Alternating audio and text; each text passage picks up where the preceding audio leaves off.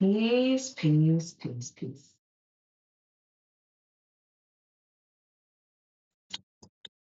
Um, I think I shared that earlier. Same thing, like, share, subscribe. Anything resonates with you, share it. Feel free to comment. Um, I think I shared earlier. If not, I'll just share it again. Or if so, I'll share it again right now.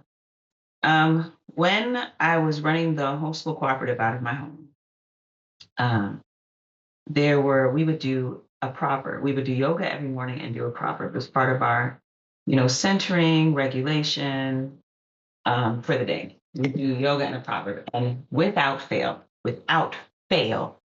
uh, the ancestors saw fit to show us an example of the proverb. And without fail, almost every day. And it never took long. It was so fast. Um, and as I think about obedience, moving from obedience to empowerment, um, ancestors be knowing and they don't be playing no games. They're real quick to be like, pay attention to this, pay attention to this. So one of the biggest things that I'm aware of in moving from obedience to empowerment is the fact that the focus changes. When you're focused on obedience, you are focused on an external person or um, basically an external person or an external system, something that will value you or validate you or say you did good, give you a gold star because you did as you were directed.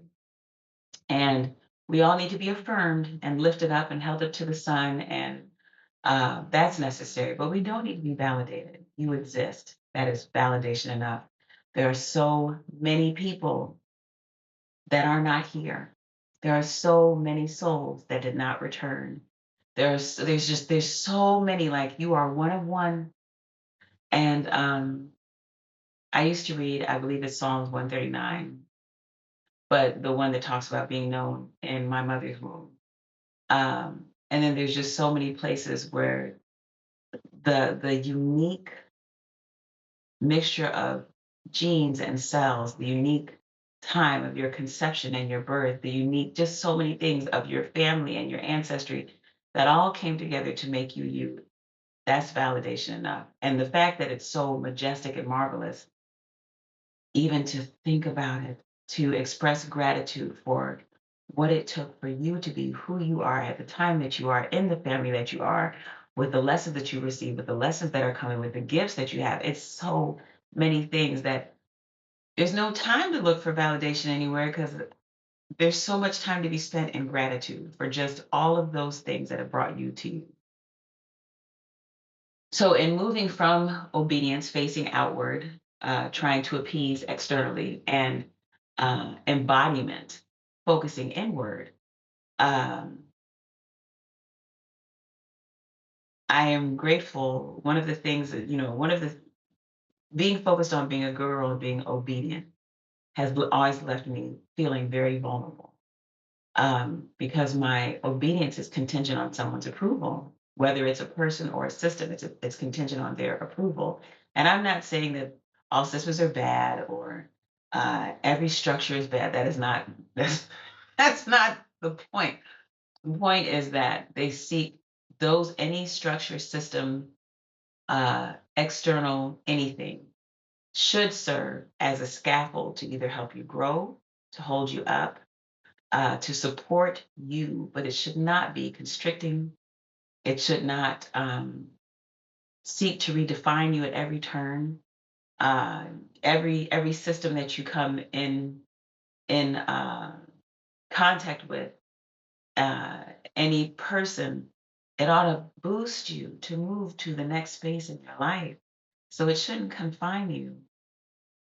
And so one of the things that has been very beautiful in moving continually into empowerment, and I know it is something that I'll be doing till I leave, because if I'm done, then if I'm done growing, then what would I still be here for?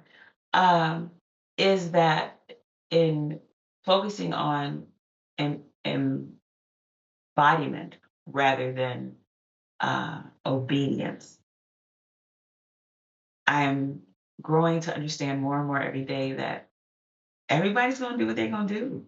You know, I've been looking at, I said that being obedient left me feeling vulnerable because I was so dependent on the validation of others, or did I do it properly?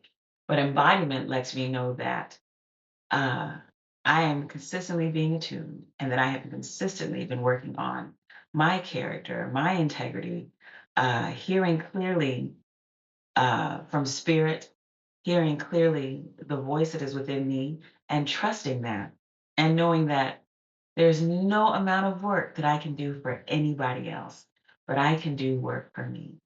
And I can trust that those people who are supposed to be around me, who will consistently be support to help me grow into my next phase, that they will show up. And the more that I embody, the more that I am embodying all of my power, my strength, my understanding, my clarity, my gifts, the more that it naturally repels the people who should not be around me and attracts those who should.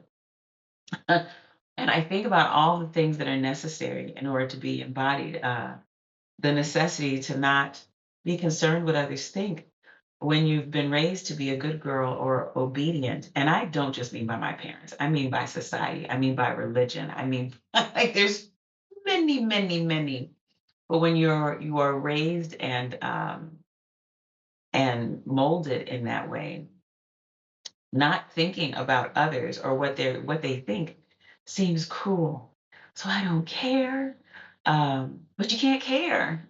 But you can't care because the same way that you are on your path, other people are on their path, and their feelings or opinions of you are fleeting. Their opinions and feelings about you can only be reflected from where they currently are on their path.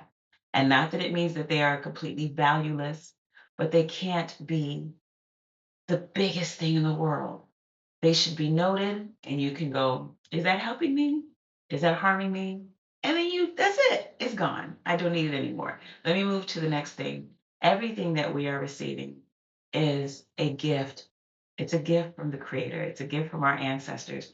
And so we have the opportunity to learn, to refocus, to recalibrate, to be attuned toward our highest self with anything, anyone who is behaving around us. And embodiment has continued to show me that anything that anyone does around me, that the creator and my ancestors are sending me these people to give me what I need. That's it. I've received things that I didn't like, didn't taste great, didn't feel great, but they were what I needed to move me to the next space. So, at the beginning of the journey, the decided journey from obedience to embodiment, what I was looking for was, don't people know that I'm a kind soul? I shouldn't be treated this way, and why would they do this? And I don't do this to them. And I'm looking for penance and uh, uh, people to recognize, how they've treated God's child, how they've done my ancestors' baby dirty. Some of the people can't see how they're treating themselves ill. How can they see how they're treating you? They can't. Let me just let you know, they cannot. So that's not your job. Your calling, this delicious, marvelous calling that you have, is to know what it takes to care for you. So I think about all the things that let me figure out what my boundaries should be and protect myself. And that's very important. But my focus was on, how do I establish boundaries for these people who have harmed me so they know they shouldn't harm me anymore, so they feel bad about how they've harmed me. They may never ever know that. They may never know. They may never be keyed in enough to you to know that. Maybe they're not keyed in enough to them, or maybe that's just not even for them to do. Well, what I do understand that my boundaries are like there's this beautiful plant here. That was a gift from our oldest, our 30-year-old daughter. And it's hardy. I think that's why she gave it to me. It's hardy. And I can pour oodles of water onto this plant. I can also let this plant sit for a while until it's dry and it'll just hold up. There's a big, beautiful monstera in the window. That's often what I'm looking toward when I look off camera and into the birds outside of the window. And it likes water, but it requires sun. And those beautiful things that the leaves do, they don't do until there's sun. They don't do until there's like a canopy of leaves that have to open to allow sun into the others. So I look at my boundaries as plant care. What is it that I need in order to flourish?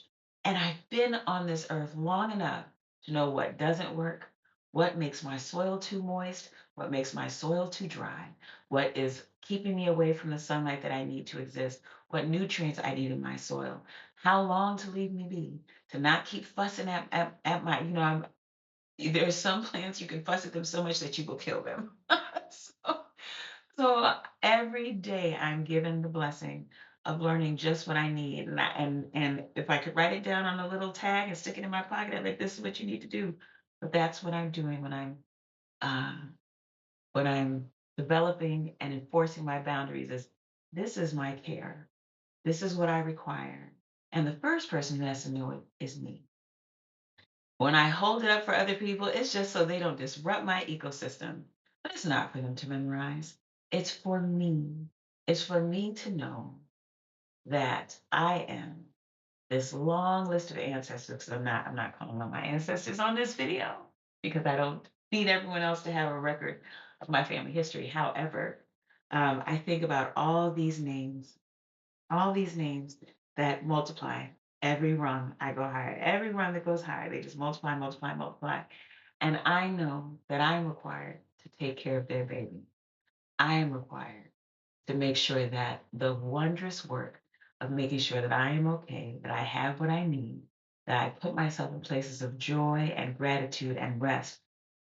That is the gift, the beautiful calling that I've been given because the time that I was chosen to be placed in this body, in the family that I came to, in the time that I came to, in the region that I came to, with the gifts that I've been given, with the way that I think, with the way that I love, all of those things, it's uniquely mine. And it's not a burden, it is a joy. And when we take care of our children, anything that is precious to us, any person or anything that is precious, whether it be a pet or a child or a plant or our car or whatever it is, and I'm not equating people with things, but any thing of value, any person or thing of value to us, it is never a chore to take care of that thing, that person. It's not a chore. If you know what your child eats and you know what they don't eat, you're not scared to be like, don't give them that because you know they'll get sick. Don't give them that because you know it's not going to help them out. It's not going to make them well. And with that same joy and responsibility and calling, I encourage you to determine what your care is. What is the care for you? And let other people be. You know, I've had people who have harmed me repeatedly, and their statement to me is, "Well, you should just accept me as I am." That is right. I should accept you as I am, but accepting you as I am, as you are, also does not mean I'm obligated to give you access to me. Those two things do not equate. I can accept exactly who you are. I can accept exactly how it makes me feel to be in your presence. I can accept that if it's negative for me, that I can accept who you are, love who you are, and I do not need to be around you. And so that is one of the most beautiful things that have learned and continuing to learn from obedience to empowerment. It's a wonderful thing, and it removes the weight of hoping that someone else is going to recognize who you are or how wonderful you are. Because it doesn't matter if they do or not. I remember coming home to my mother one time, and I'm sure I've shared this before, but I remember coming home to her one time saying that someone was talking bad about my family, especially my mama. Someone talking bad about my mama. And whoever it was saying some crap they didn't really know because they don't know my mama. And if they did know her, they would love her so much that they would be attached to her at the hip and get on my nerves. So whatever child was just saying, talking upside of their neck, I came home and said to my mom, and it was probably middle school. I came home and said to my mother, so and so's talking about you and talking about us. And her question was, does it change anything? Can they take us away from each other?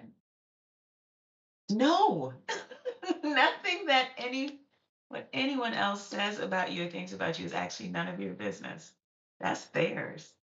The way that people behave is so almost completely a reflection of them. It is, not even almost. It is so completely a reflection of them that it's none of your business.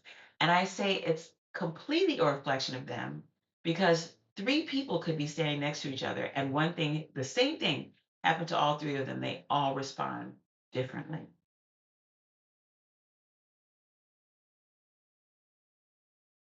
You have to be the master of your domain. You have to be, you have to be the ruler of all you survey with around you and in yourself, and to find so much joy and so much peace and so much self-actualization in that you're just good, that you're just good. So I encourage you, let other people be who they're going to be. Make sure you're taking care of you. Make sure you have created so much joy and peace, power and love around you that you that it rolls off of you, that you actually, when someone does something that would be painful to you, that your reaction is actually pity. Pity that they are not standing in the sun the way that you are. Pity that they're not as peace filled and joy filled as you are. And then nothing, no feeling whatsoever. Just continue radiating your love and your joy and your peace. And prayerfully, it will inspire them to go get some of their own. But it's not your job to give it to them. It's not your job to make sure that they cultivate it in themselves, and it's not your job to try and make sure that they know what your list of care is because you know that. So that's it. That is all. This is Reverend Okonkwo Walimu Yogi, Sister Mama Adia, saying peace, know what you need, and make sure you have it. All right. And keep asking for it because everything you ask for, the universe wants to bring it to you. You are attracting it. So ask for it. It's not a chore. It is a joy. It is magnetic. All right. I'll see you later.